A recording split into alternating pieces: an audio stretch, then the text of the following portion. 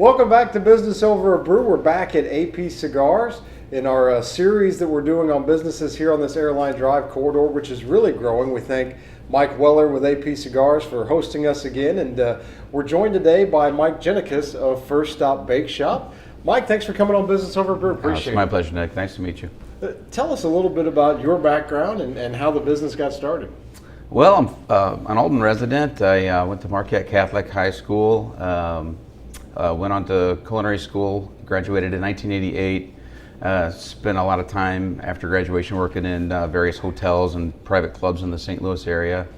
Everyone has a dream at some point to open up their own place, and unfortunately it took until I was in my 50s to get it started. Tell us about culinary school. Where'd you go to culinary school, and how was that? What are your memories of that? Oh, the memories were awesome. I went to a school in New York at Hyde Park called the Culinary Institute of America, and it was situated along the bluffs, and it was very reminiscent of home. It was very, they had a lot of bluffs, and it was right along the Hudson River. So I didn't really feel, even though I was thousands of miles away, I felt like I was at home at times. But the curriculum there was outstanding. We learned how to do pretty much everything. I graduated with an associate's degree in the culinary arts, occupational studies. And once I graduated, then you just work your way up the ladder, Did you grow up in a family that was, a lot of home cooked meals? And did Absolutely. you know from a young age well, this my was mom, something you might my want to mom do? is one of my greatest inspirations. She loves to cook. Even to this day, she's a cook for the Priest down at St. Mary's in Alton, and she is just outstanding at what she does, and she loves the culinary field just as much as I do. So I got a lot of that from her for sure. So you graduate culinary school in New York, and what's your first job out of culinary school? Well, there was a hotel called the Adams Mark. It was their flagship property at the time. It was the largest. It was about, I think it was a 1,200 room hotel just right there below the Arch in downtown St. Louis. It's where I met my beautiful wife, Mary, and started that, that whole thing, the family, but Alton, East Alton has always pretty much been our home. So fast forward to today. You mentioned being into your 50s before you started a business, but I would imagine that the timing was probably just about right, because you probably learned a lot working other places and what not to do, maybe. Absolutely, it's very important. And what processes to use. It's true. It's very important. I think a lot of folks sometimes, they might get a little too excited and they want to open up a business. And I think one of the biggest mistakes one can make is to try to do something when it's a little too soon, before you really have a good foundation for the basics. And that's really all we try to do at First Stop Bake Shop, is to try to keep things, simple, follow the basics, keep quality, way up there, and just try to provide really, really good service, which Mary does with a smile every day. What are some things you do to ensure that high quality? We use the best quality products, raw ingredients that we can. We start with really, really good quality butter, all the good stuff, chocolate, eggs, real, sugar, real heavy cream. We don't really sacrifice or substitute, anything. We use just the good stuff, raw nuts that we toast ourselves. We laminate all of our own croissant and Danish doughs. Mix all of our breads from scratch right there in the kitchen. So it's something that we're really proud of, because we can actually say that if we make a sandwich for lunch, we've actually mixed that dough in the shop that day, created the loaves of bread that we serve our sandwiches on. It's pretty cool. I think when people hear the word bake shop, they immediately think pastries and cakes. But so tell us a little bit about the menu, because yours is a little bit different than what you would think of, I think, Absolutely. when you think bakery. Well, that's why we didn't want to go bakery. We went bake shop, because we knew that most of the items that we would serve would be baked, or Right. it somehow come out of an oven. So we sort of had to evolve a little bit. Our products, when we first opened, we went exclusively with just desserts and breakfast pastries, and we found out fairly quickly that there were still a pretty good percentage of our customers who are going to be concerned about, too many carbs, maybe trying to be healthier. So we always had in the back of our minds that we would maybe start incorporating savory items little by little, and that's what we've done. So what's your favorite item on the menu personally? My favorite item on the menu, that's a great question because it's all good. Our cinnamon rolls are outstanding. I think some of the sandwiches that we do, I do a roast beef sandwich that I just love, where we take a 25-pound top round, we season it, roast that puppy for about 3 hours until it's a perfect medium rare, and then shave it really, really thin and serve that with, I make a really nice jus, rosemary and infused jus. And lately we've been dipping those sandwiches kind of like they do in Chicago. Our customers have been really enjoying that. That's one of my favorite sandwiches. Again, take a look at me. I like it all. You didn't happen to bring one of those with you, I guess. I'm sorry. We sold out of a lot of items today, but maybe next time we'll.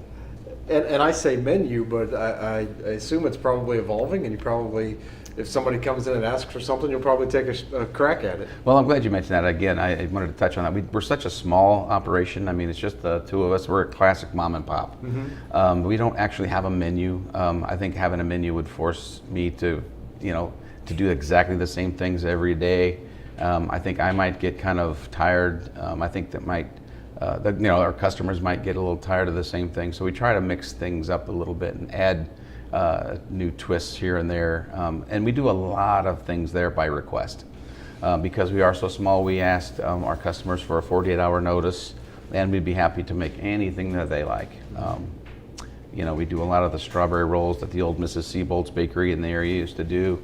But if someone wanted to request something, different or unique, we could totally make that for them. All right, I need to make a note of the strawberry roll thing because my wife loved the strawberry roll from Mrs. Seabolt. Yes, So if that's my new place, I'll be there for them. Let's talk a little bit about on the business side of things. What have been some of the biggest differences between running your own shop and working for someone, for you? Well, the freedom to do pretty much whatever you like, whenever you like. Freedom to call your own shots, and that's been the biggest takeaway that I got from that is that when you work in a corporate environment and there are so many different levels of authority, it's all great and it's all understood, but at some point I think everyone would want to say, okay, I've done everything I can to achieve at that level. Now I'd like to see if I can achieve on my own. Yeah, and nice to just be able to kind of set your own income to a certain degree anyway. Absolutely, and and that goes income. And that's an interesting way to put it too, because I think a lot of the income that you may derive from that, it depends on a lot of factors. It depends on your repeat business. It depends on the economy. It depends on maybe what you're serving or what maybe the competition might be like in your area. So we've been blessed that as far as income is concerned, that we've been actually able to pay all of our expenses at the shop as well as at home. We're just a sole proprietorship. We're so small. We started with a very limited budget, and we've been able to maintain. We're going on 4 years, and I think that's pretty amazing that we've been able to maintain at this to this point. What's something that surprised you about being a business owner, and you've been in the business for a long time, but maybe something that you didn't expect? Something I didn't expect. Well, I didn't expect to walk in this morning and have one of my fuses blown. So that's there's always a little things that can happen that you never expect. But you sort of knew going in that you've heard those stories before, and you knew you sort of had to be prepared for those types of things to happen. I might not be the handiest guy with a tool, but sometimes you might need to save a penny here or there, so you'll actually fix it yourself. You do what you need to do to save where you can. Mm-hmm. We have this old, antiquated 100 amp service that we're running in the shop with, and so we have to stock up on quite a few fuses. Sure. Where do you envision? Where do you hope to take the business in the next couple of years, 5 years, 10 years? You know, the idea of growing is something that, you know, is always in the back of your mind. It's something that we've always wanted to do. But at the same time, we never really ever expected that we'd be the next Panera. You know, this is something that Mary and I just, you know, always wanted to, you know, it's one of those things where you look back, you know, in life, it's something you didn't want to regret, that, wow, you know, I would have always wanted, you know, I always wanted to have, you know, our own shop. Let's give this a run and see how long we can go with it. And I think I'm really happy with what we've been able to do, and I think our customers are pretty happy with the quality of our goods, and you know, we have developed a pretty great relationship around this area, the Airline Drive area, with repeat customers. And I think it's great to see in this Airline Drive area, in the Riverbend area in general, just kind of a renaissance, really, of mom and pop shops like yours. You know, the renaissance in Alton is, that's the first thing I think of when I hear the word renaissance these days. And I think it's fascinating and fun to watch the transformation that's actually happening in Alton right now. You know, Mary and I both live in Alton. We've lived in Alton for almost 20 years, and you know, Alton is our home. We love Alton very much. We really looked and tried hard to find a location to put our shop in Alton and even the Godfrey area, but we just couldn't find something that we thought would be where we could be successful. I mean, it was a little, most of the locations were pretty expensive, and you know, knowing that there's not a lot of profit, you know, there's not the great margin of profit in just food. You know, unfortunately, we don't sell alcohol, so we can't really rely on that as a revenue stream.